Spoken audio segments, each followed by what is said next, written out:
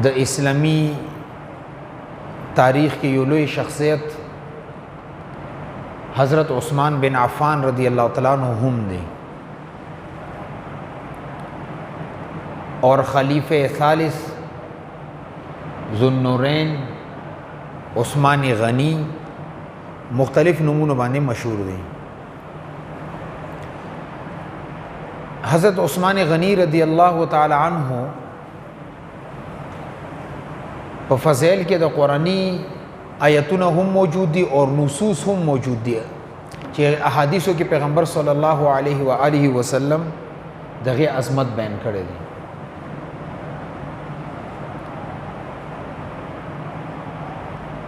یو حدیث کی رضی عبدالرحمن بن سمرہ رضی اللہ تعالی عنہ نقل گئی چې تبوک په سفر کې چې غته جیش عسرا ویلې کیږي، یعنی هغه سفر چې هغه ډېر مشکلاتو نه ډک و، ولې سخته ګرمي وه، باغات پخو، دې صحابه کرامو د خپل فصل پرېښودلو او جهاد ته لاړو، ځکه ورته جیش عسرا ویلې کیږي. وی پیغمبر صلی الله علیه و آله وسلم د چاندی اعلان وکړو چې څوک شته دی مسلمانانو د دې سفر لپاره د چاندی تنظیم وکړي. وی حضرت عثمان رضی اللہ تعالیٰ عنہ پاسېدلو اور سل اوخان سارا د پالان چې هغې باندې کم اسباب وي هغې پیغمبر صلی الله علیه وسلم ته حواله کړو چې دا والا دا جهاد دپاره. پیغمبر صلی الله علیه وسلم بیا ترغیب وچلولو، بیا عثمان رضی اللہ تعالیٰ عنہ پاسېدلو 200 اوخان سارا د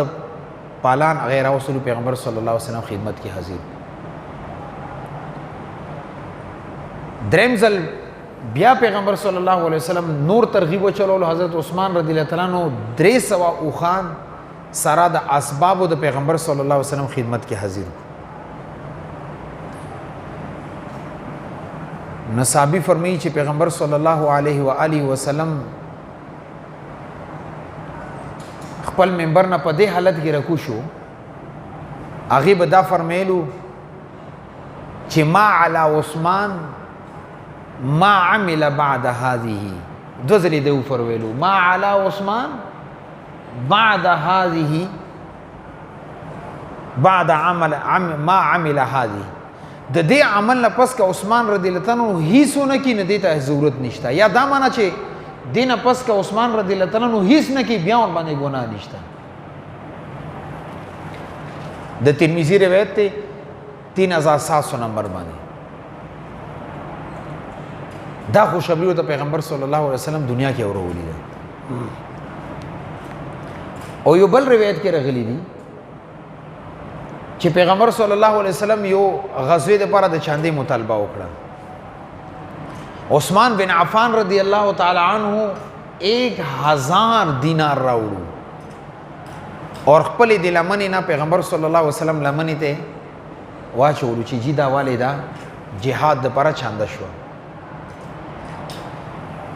نصابی فرمی چې پیغمبر صلی الله علیه وسلم هغه پیسې به راخستلې د یو لاس نه بل لاس ته بیدسې اچولې راچولې خوشحالۍ نه، او بیا وفرمیلو چې ما ضر عثمان رضی اللہ عنہ ته یو شیز هم نقصان نشي ورکولی بعد هذا اليوم، نن ورځې نه پس. او بیا روایت کې راغلي مرتين 2 ځلې پیغمبر صلی الله علیه وسلم دو فرمیلو چې نن نه پس که عثمان رضی اللہ عنہ هیڅ عمل نه کړي ته هیڅ نقصان نشته، څه معنی د دې جنت دپاره دا عمل هم کافي دی. بل یو روایت کې راغلی دی صحیح روایت دی، پیغمبر صلی الله علیه وسلم 10 مبشره کې 10 صحابه کرامو ته په یو موقع باندې جنت خوشخبری ورکړي. ابو بکر فی الجنه، عمر فی الجنه، عثمان فی الجنه. حضرت عثمان غنی رضی اللہ تعالیٰ عنہ کې په 3 نمبر باندې دی. دا خوشخبری ورته پیغمبر صلی الله علیه و آله وسلم اورولي. قرآن کې السابقون الاولون کې راغلی، کوم ځای کې د سابقون اولون تعریف دی هغه کې دا هم شامل دی. ابتدی د اسلام سخت دور کې چې مسلمانان د سخت ازمایښتو سره مخامخ وو، هغه دور کې حضرت عثمان رضی الله عنه اسلام کې داخل شوی دی.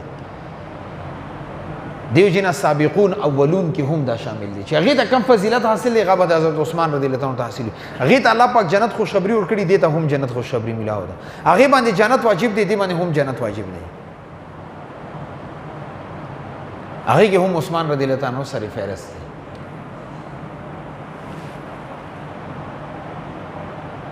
اور یو بل روایت کې راغلی دي چې کله مسلمانان مکه مکرمه نه مدینه منورې ته راغلو نو دغه ځای کې د اوبو ډېر تکلیف و دلته کې یو کوی و هغه یو یهودي قبضې کې و غیر مالک و نغه به چې د کوی کم اوبه دي دی به د مسلمانانو باندې خرڅولې اور ډېر های ریټ کې به خرڅولې کم ځای کې اوبه نه وي هلته اوبو قیمت ډېر صحابه اکرام په پیغمبر صلی الله علیه وسلم ترالو ورته یا رسول الله دا يهودي هډ سخت ظالم دی لکشان اوبه په ډېر ګران قیمت باندې خرڅي دا خو مونږ وس نه بار دي پیغمبر صلی الله علیه و آله وسلم صحابه اکرام روغتلو یو شورا اجلاس یو کو مشوره وکړه چې مونږ دی مسلمانانو ته د اوبو حل د پرسه لار جوړو چې کله مشاورت وشو خبره فیصله په دې خبره باندې وشو چې دا کوئی به مونږ دی يهودي نه والو په قیمت باندې دا به څوک اخلي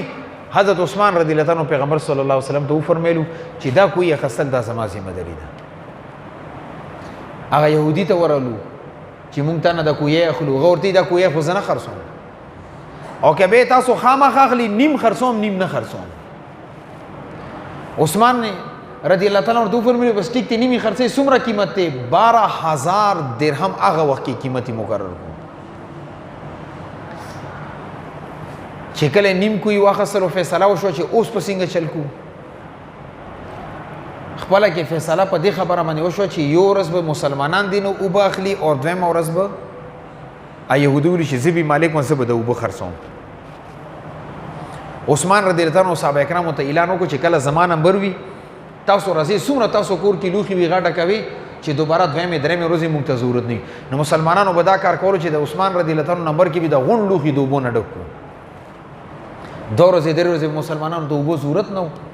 اور الته چې يهودي نمبر یې څوک پرتلو نه اچھا په وبنه اخسه نه غریب اسې ناسو هغه ځان سره دا سوچو چې زما کم دانده وا پیسې ګټلو غاخه بند شو نو عثمان رضی الله عنه ترالو چې زدا غوڼه چې د بقای کم نیم کوی پاتې دي دان والے عثمان رضی الله عنه دوه فرمایي سم ریټ ویل ولګي وای بس 8000 درهم را کدا کافی دي نه 8000 درهم نور ورکو هغه کوی ورنه واخصلو دغه رنګ د حضرت عثمان رضی الله تعالی عنہ مدینه منوره مسلمانانو ته چې کم کوی اخصه دي هغه په 10000 درهم باندې هغه زمانه کې اخصه دي او د مسلمانانو یو غټه مسله حل کا ځکه پیغمبر صلی الله علیه وسلم ورته اکثر دعاګانې کولې چې عثمان رضی الله عنه د مدینه منوره مسلمانانو باندې غټ احسان کړی دا دغه سخاوت دی دا دغه جنت په باره کې خوشخبریاں نه دي اور یو روایت کې دا راغلی دي پیغمبر صلی الله علیه وسلم فرمایي ارحم امتی بامتی ابو بکر زما امت کې ټول نه زیات رحم دل شخصیت غا حضرت ابو بکر صدیق رضی الله عنه واشدهم فی امر الله عمر اور دا ټول نه سخت مزاج د شریع احکام او اعتبار سره حضرت عمر رضی الله تعالی عنه اور عثمان رضی الله عنه کې سفر می واصدقهم حیاء عثمان حیا په اعتبار سره رښتیا حیا په اعتبار سره حضرت عثمان رضی الله عنه سره فهرست دی حضرت عائشہ رضی اللہ عنہ فرمائی د مسلم شریف روایت دی 6201 کی نقل شوی دی نمبر باندې حضرت عائشہ رضی اللہ عنہ فرمائی چې یو ځل پیغمبر صلی الله علیه و آله وسلم خپل کور کې ناسو ډډې والی و اور د کومه چوغه اچولی و هغه کې د پنسه د غزیخ کریدو دسي دا غزې نه کریدو د چې کم دغه علاج خپې د حصہ ده چې ورته اردو کې پړنلی وای وای دي کې حضرت ابوبکر صدیق رضی الله تعالی عنہ راولو اجازه واخصلو پیغمبر صلی الله علیه وسلم ما هغه رنګ ډډه والی د خبرې ور سره کوي ابوبکر صدیق رضی الله تعالی عنہ کې نستلو څه خبرې اترې وشوي ابوبکر صدیق رضی الله تعالی عنہ لاړو لږ ساعت نه پس دروازې باندې بیا ناکینګ وشو. پیغمبر صلی الله علیه وسلم تاسو کو څوک؟ وی عمر بن الخطاب. ورته رضا. پیغمبر صلی الله علیه وسلم بیا ډډاوالی د پاس نسیدو ما غخپیخ کړی د خپیخ کړی دا. حضرت عمر رضی الله عنه کېناستو څه مشوره وا خبرې اترې وغه وشوې هغه لاړو. لږ ساعت نه پس دروازه بیا وټکېده. ورته څوک؟ ورته عثمان ابن عفان. پیغمبر صلی الله علیه وسلم ډډه ختمه کا کېناستو د خپې پټې کې اور ادب سره کېناستو. حضرت عثمان رضی الله عنه کرالو خپلې خبرې اترې مشورې وکړه بیا لاړو. حضرت عائشہ رضی الله عنها دا درې وړه وکتلو چې حضرت ابوبکر صدیق رضی الله عنه سره انداز کې خبرې وکړي، حضرت عمر سره کم انداز کې وکړي او حضرت عثمان بن عفان رضی الله عنه سره انداز کې وکړي. چې غلاړو نه حضرت عائشہ رضی الله عنها ورته راغلو ته یا رسول الله یو خبرې تاسو کوم ورته وایا څه مسله ده؟ وایي چې کله ابوبکر راغلو ډډه د والی وخت پیدا ښکاري دی خو خپل هیئت او د چې کم پوزیشن ودا د بدل نه کو. بیا چې حضرت عمر رضی الله عنه راغلو بیا د انسان بدل نه کو ما غانګې ناسوي. خو چې کله عثمان رضی الله عنه راغلو ته एकदम پاسې دلې دا ټول هیئت ته بدل کو دا ونی. نو یو روایت کې دا راغلی چې پیغمبر صلی الله علیه وسلم تو فرمایلو چې حضرت عثمان رضی الله عنه ډېر زیات حیاناک دی. کزه هغه صورت کې ناسو نه دی به حیا کول هغه مسله به ماته نه بیان کړي. ما دا غوښتلو چې دا کل کر خبرې وکړي نه غیر پر زده سینې کې نه سم د ځان مو پړ کو چې پرې د پورا خبرې وکړي. او بل روایت کې دا راغلی وی پیغمبر صلی الله علیه وسلم فرمایلو الا استحyi من رجل تستحyi منه الملائکه. آیا زه به داسې یو سړي نه حیا نه کوم چې هغې نه فرشتې حیا کوي؟ د خپه ما دې وجې نه پټه کړه چې د حضرت عثمان رضی الله تعالی عنه نه فرشتې حیا کوي نه ما د خپل خپه دې وجې نه پټه کړه چې ما ته هم پکار دا دی چې زه ونه حیا وکړم. ځکه ورته واصدقهم حیاء عثمان دا لقب میلاو شو. اور د حضرت عثمان رضی الله تعالی عنه نکاح کې د پیغمبر صلی الله علیه وسلم دوه لوڼې راغلي دي. اول حضرت رقیہ رضی الله تعالی عنها اور بیا حضرت ام کلثوم رضی الله تعالی عنها. ځکه ورته ذوالنورین ویل کېږي دوه نورو والا. اول نور حضرت رقیہ دویم نور حضرت ام کلثوم رضی الله تعالی عنها. ځکه ورته ذوالنورین ویل کېږي دوه نورو والا یعنی پیغمبر دوه لوڼې نکاح کې راغلي. اور حضرت عثمان رضی الله عنه د دنیا واحد شخصیت ته په تاریخ کې د آدم علیه السلام زمانې نه تر قیامت سبا پورې بل داسې شخصیت نشي راتلی چې هغه نکاح کې د یو پیغمبر دوه لوڼې راشي. دغه لوی اعزاز دا میډل اور دا مقام و مرتبه صرف عثمان بن عفان رضی الله عنه ته میلاو. او چې کله حضرت رقیہ رضی الله عنها وفات شوه